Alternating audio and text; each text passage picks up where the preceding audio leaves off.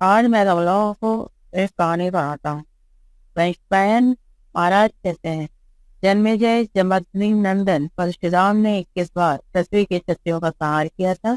ये काम करके वे महेंद्र पर्वत पर चले गए और वहां तपस्या करने लगे। क्षत्रियों का संहार हो जाने पर शत्रुओं की वंश रक्षा तपस्वी त्यागी संयमी ब्राह्मणों द्वारा हुई और कुछ ही दिनों बाद फिर क्षत्रिय राज्य की पुनर्स्थापना हो गई।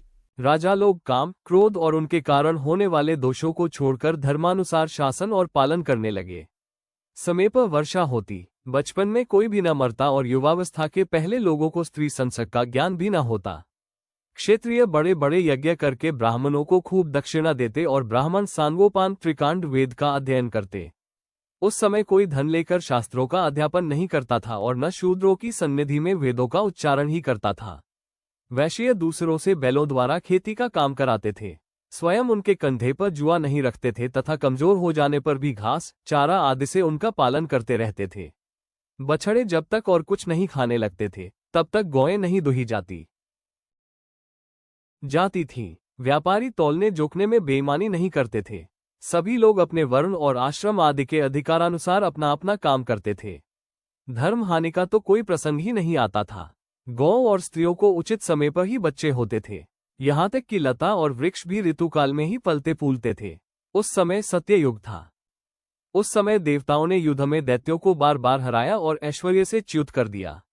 वे न केवल मनुष्यों में बल्कि बैलों, घोड़ों, गधों, ऊँटों, भैंसों और मृगों में भी पैदा हुए। पृथ्वी उनके भार से त्रस्त हो गई। दैत्य और दानव मदोन्मत्त तथा उच्छृंखल राजाओं के रूप में भी उत्पन्न हुए। उन्होंने तरह तरह के रूप धारण करके पृथ्वी को भर दिया और सारी प्रजा को सताने लगे। उनकी उच्छृंखलता से पीड़ित और उद्विग्न होकर पृथ्वी ब्रह्मा जी की शरण में गई। उस समय वो इतनी भाराक्रांत हो रही थी कि शेष, कच्छप और दिग्गज भी उसे उठाने में असमर्थ हो गए थे। प्रजापति भगवान ब्रह्मा ने शरणागत पृथ्वी से कहा, देवी, तू जिस कार्य के लिए मेरे पास आई है, उसके लिए मैं सब देवताओं को नियुक्त करूंगा। पृथ्वी लौट आई। ब्रह्मा जी ने देवताओं को आज्ञा दी कि तुम लोग पृथ्वी का भार उतारने के लिए अपने अपने अंशों से अलग अलग पृथ्वी पर अवतार लो। इसके बाद गंधर्व और अप्सराओं को भी बुलाकर कहा, तुम लोग भी स्वेच्छानुसार अपने अपने अंश से जन्म लो। सभी देवताओं ने ब्रह्मा जी के कुछ सत्य, हितकारी और सर्वानुकूल वचनों को स्वीकार किया। इसके बाद सबने शत्रुनाशक भगवान नारायण के पास जाने के लिए वैकुंठ की यात्रा की। वे प्रभु अपने कर कमलों में चक्र और गदा धारण किए हुए हैं। उनके कपड़े पीले हैं, शरीर की कांति नीली है। उनका वक्षस्थल ऊंचा और नेत्र बड़े ही मोहक है।